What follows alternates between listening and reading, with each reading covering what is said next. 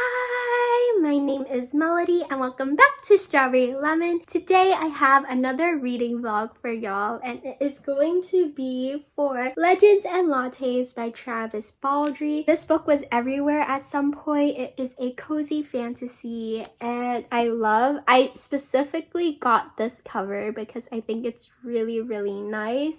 And it's just so cute. It also has the artwork from the other cover. This is the UK edition, I believe. And here's the spine.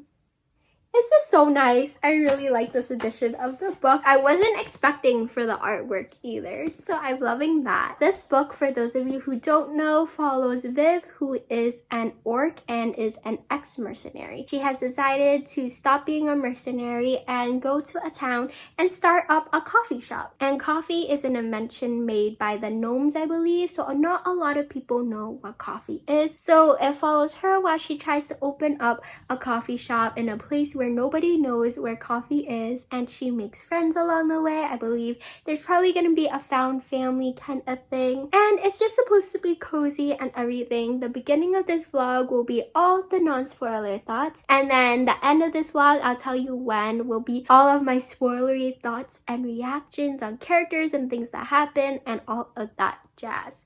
So I think that is all I have to say now. I am expecting this book to be, if not a 5-star, a 4.5 star, but we will see by the end of this. And yeah, that is it for now. See ya! Okay, so I have read the prologue and the first chapter, so I am 17 pages into this book and I'm really liking it so far. It just seems so cute. I'm assuming that Viv is gonna name her coffee shop Legends and Lattes because this kind of looks like a wooden placard kind of thing where you would put the name of your restaurant. But right now, so far, we're just getting the introduction. So the prologue is just seeing Viv leave her old life, and the first chapter is just of her going to the city of Thune and finding a place for her coffee shop, buying the place, and I think the first few chapters will just follow her as she gets settled. On the back, there's a quote from Genevieve Gornashek, and it says, "A wholesome, cozy novel that feels like a warm hug. This is my new comfort read." I feel like this will be a nice comfort read for me too. It gives me kind of like ancient, like historical kind of vibes, but it is very cozy. That is all the updates I have for now. I'll see y'all later. Bye! Hello, the sun is finally out. This whole week has been cloudy, rainy, snowy. So yay, there's finally some sunlight to film. But updates! So I am about 100 pages into this book. So probably like a third or so, a little over a third of the way. And I'm still really liking this book so far. It's just so cozy. And when I read, just certain things just bring a smile to my face. Also, everybody that we've met is non-human. So we have an orc, we have a succubus, we have a hob, we have gnomes, we have a ratkin. There's just so much, and trying to imagine what they look like is just so much fun. I'm not sure if there's more character art somewhere. I would probably be searching for fan art and everything as well. But it's just such a wholesome book, and also I think it does reflect starting your own business and how scary that is, and how you kind of doubt whether you'll make it or whether it'll be good enough. Just a very cozy read so far, like everybody has said before. I know they say it's a low-stake fantasy, but I think there will be a conflict in this, and I'm not really sure what it will be. I can sense two right now. I won't tell you, so it won't be spoilers or anything, but it has been a fun time so far, especially seeing Viv. She's doing a lot of things that are new to her. She's not as confident in this as she is in like sword fighting and killing things, and it's just cute to see her kind of be nervous about everything, to be unsure of herself, to blush. Everything is just so cute and so wholesome, and I think that's all for now. Okay, so it's nighttime and I need to head to bed soon, but I wanted to update y'all before I went to bed because I have finally finished Legends and Lattes, and 5-star read as predicted. It was just so good, so cozy, like everybody has said. I was scared that it might have been one of those books that was like overhyped or something, but I love this book so much. I think it would probably make it to one of my favorite reads of the year. And yeah, this book just focuses a lot on friendships and kind of second chances and how it's not too late to do something. It's not too late to change. It's not too late to go on a different path or to move away from the path that you thought you initially wanted to take. And also about perseverance and endurance and everything like that. It was just such a good book. I feel like this book would be a really good read if you don't have a lot of time to read, like you're studying for finals or something, and you can't read a book that has too many cliffhangers because you will never put the book down, so you will never get to studying.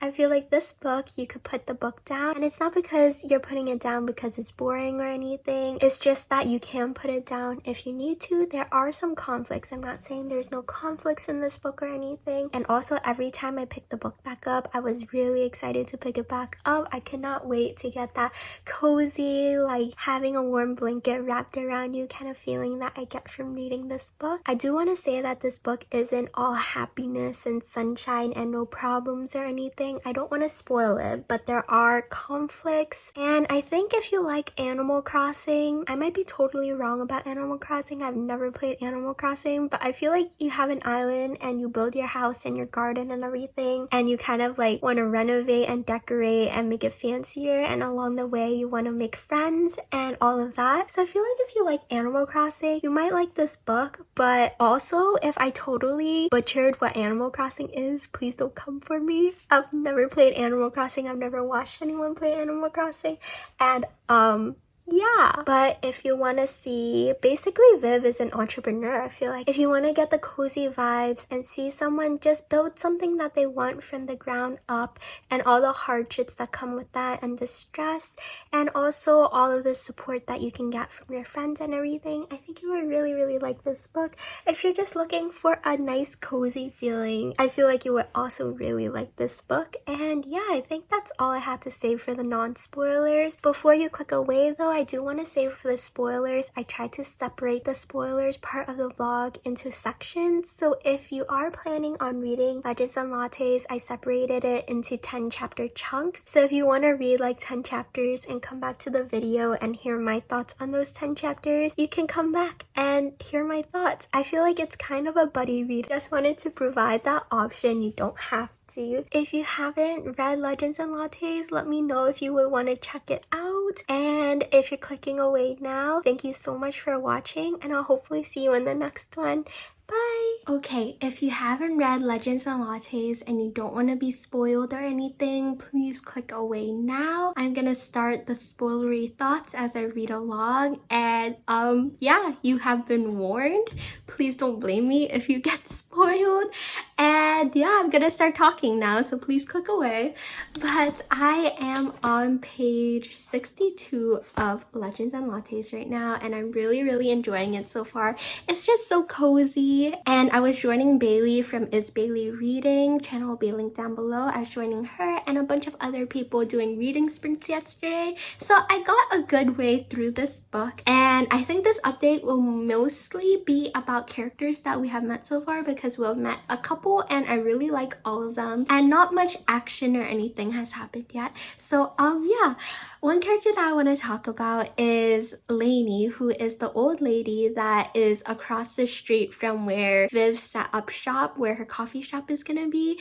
And Lainey is probably one of the first people she meets in the city, and she's just like an old lady who seems kind of grumpy, but she also kind of cares about Viv already. I feel like she's only gonna appear like here and there, not often, but when she does appear, I think my heart is gonna melt a little. I just really love the whole elderly character who is kind of like a Grinch, or who is grumpy but is actually really like tender-hearted. We have also met Cal, who is the one who is helping Viv renovate the coffee store and everything. And Cal, he calls coffee bean water, and I love it so much. I want to just start calling coffee bean water and see what people's reactions are. Will they know that I'm talking about coffee, or will they give me like a look like I'm crazy or something?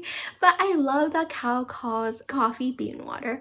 Also, I'm pretty sure Viv ends up naming the store Legends and Lattes, but Honestly, Calamity Coffee is actually a pretty good name, if I do say so myself. It just has a nice ring to it, like a flow. And another thing I found pretty cute about this book is Viv trying to explain coffee to people, like the concept of coffee, because I think coffee comes from the gnomes, so not everybody knows what coffee is, but they do know what tea is. And she's talking to Cal and she's like, yeah, there are different types of coffee, like you can add milk and you can have lattes. And Cal is like, what is a latte? Does latte mean something? And apparently in this book, lattes are named after the gnomish barista who invented them, and she thinks their name was latte diameter, which I don't know why I found funny, but I did, because all the gnomes are known for geometric shapes and very proportioned things, builders, I feel like.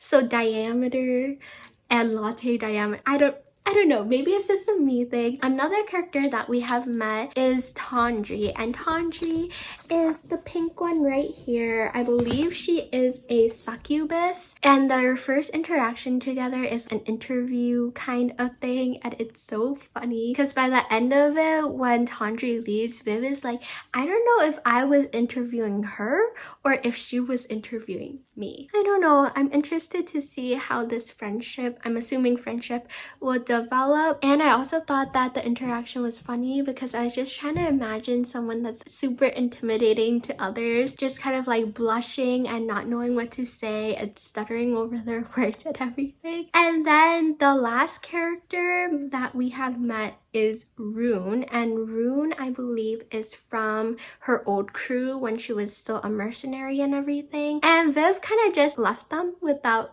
saying anything, kind of ish, and he just shows up and wasn't sure if Viv would be happy to see him, but their interaction together is so cute and wholesome, and you can really feel the familial relationship, like the camaraderie that is there, like they have been friends for years. And he was only there for a couple pages, but you could feel that, and I feel like that's one thing I really like about this book, is the feeling that it gives you. And I'm really hoping that we meet more of the crew. And I think, oh, besides characters, another thing that I wanted to mention was that I'm kind of sad that Viv isn't carrying her sword around. I know she wants to put her past life behind her and kind of start a new life and everything, and the sword itself is like very bloody and has like a gruesome history with her, I think. And I get that she's trying to put that behind her, but also I kind of want to see her being intimidating and just swinging her sword around. And I don't see why she can't be a coffee maker, coffee house owner, and also do like sword fighting or teach people how to use a sword and stuff on the side. I feel like that would be really cool. Viv just seems really cool herself, and I'm not sure if she will pick up her sword again in this book. I'm hoping that she will, but I also get why she won't. But also this whole Madrigal organization that collects money from businesses in exchange for protection is very sketchy in itself. So I want her to have the sword as protection, but Viv also acknowledges that she can probably take down the goons or whatever that come collecting money without her sword, which good for her. But I don't know, I feel like she could merge the two worlds, or maybe I just kind of want to see some violence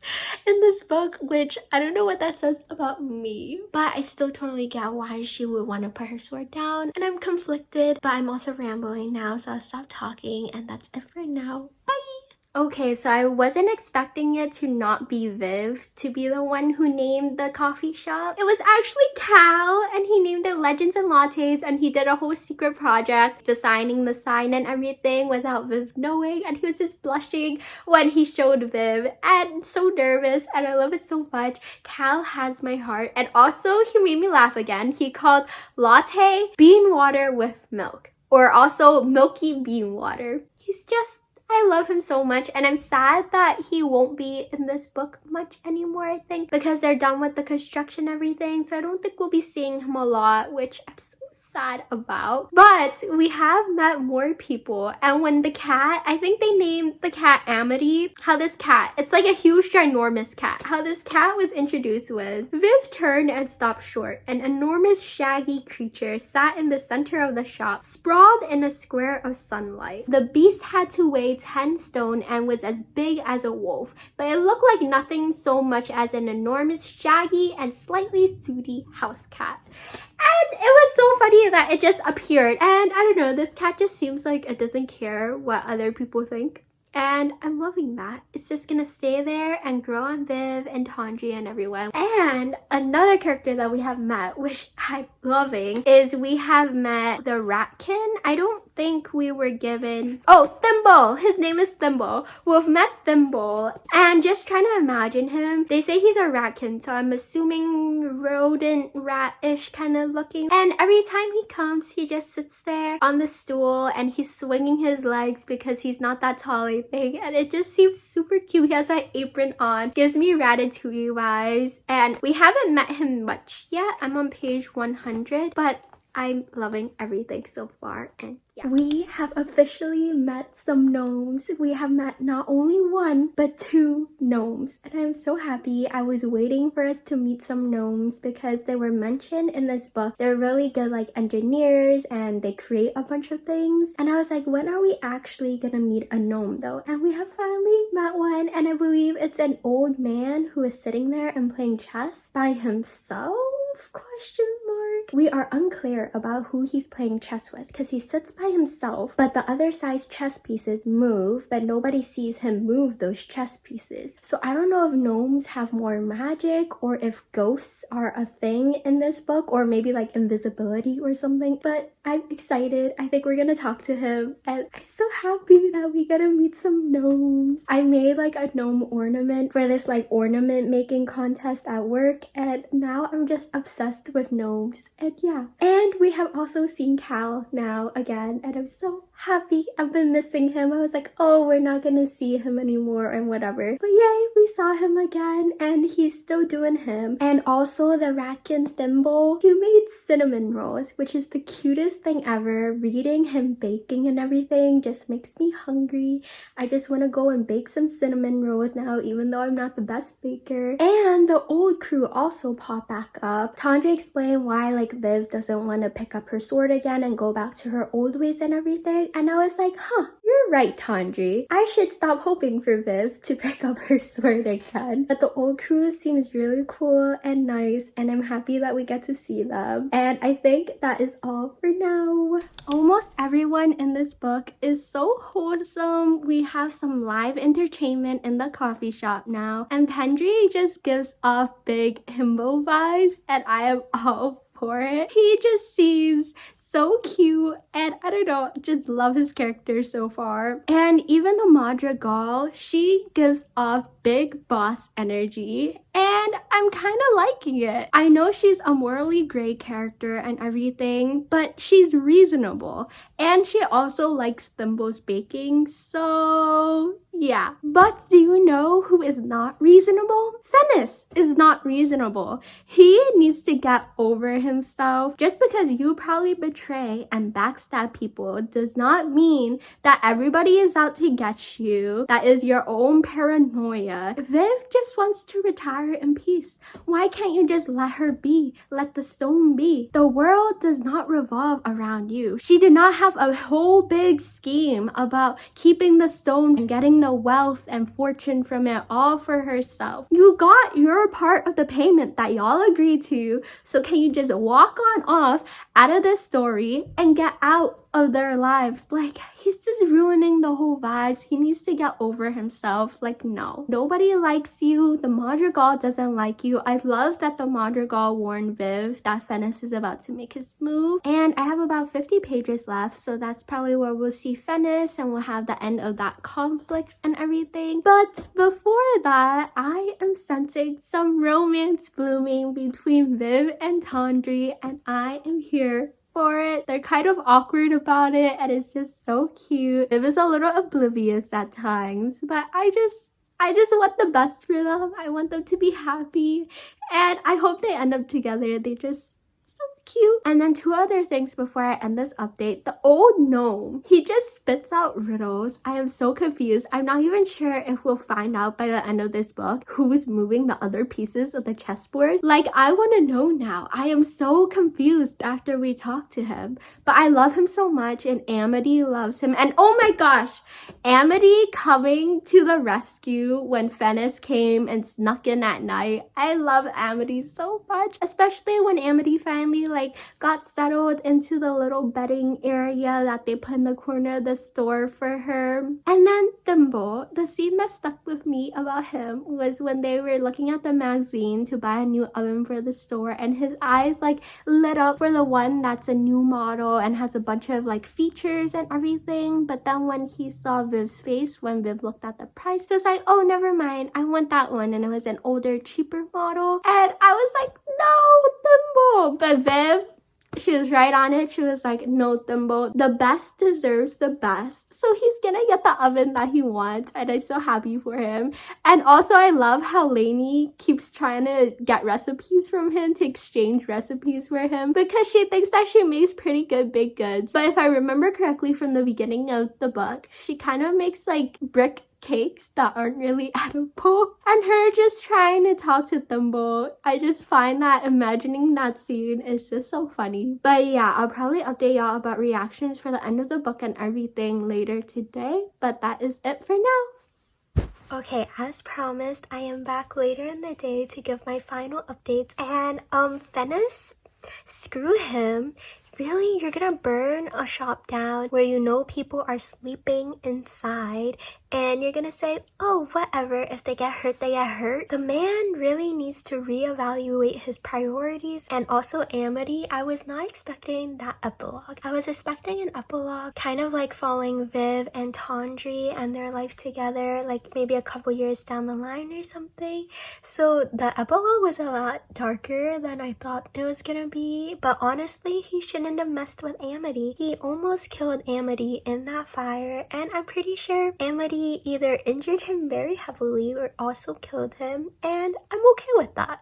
It was really sad to see the store burn down, but it was also really nice to see the community kind of come together, her friends come to her, and see them slowly rebuild everything from the ground up to expand the shop, for her to make changes that she wanted to make. And even the Madrigal pitched in to help her with rebuilding and everything. I'm sure she might have her own intentions with that too, but it was just really nice. And besides that, I don't have that many thoughts.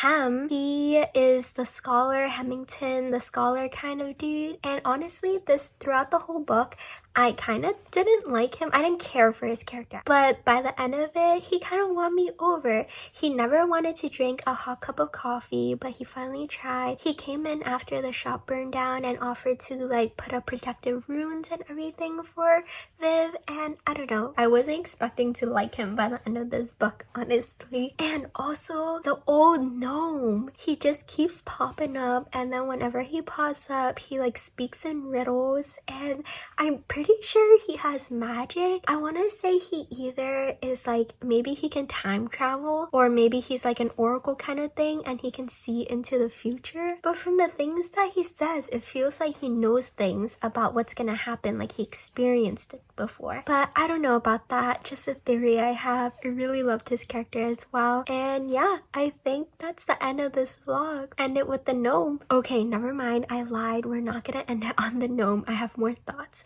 So Viv and Tandri are gonna live together now, and I'm so happy for them. And also, they didn't get rid of Black Blood, the sword that Viv had from before. I was kind of sad when it was all melted and destroyed after the fire and everything, and was just tossed away. But it wasn't tossed away. They put it on the sign for the store, kind of like the cover of this book with the sword on it. And yeah, Tandri said, I was just thinking that you don't have to forget who you were, because that's what brought you here.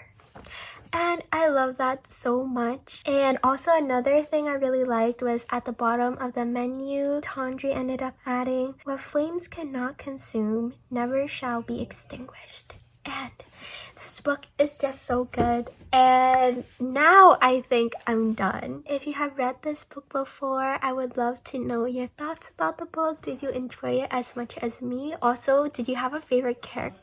And I really had a fun time making like a non-spoiler with spoilers reading vlog. I think this is the first one I've done of that. So if you want to see more of these, or you have a particular book that you might want to see me do it for, please let me know down below as well. That is it for now. I will hopefully see everyone in the next video. Bye!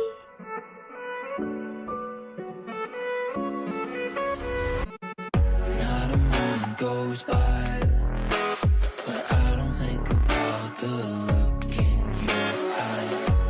Yeah, I'm the perfect guy. You know that it shouldn't come as a surprise.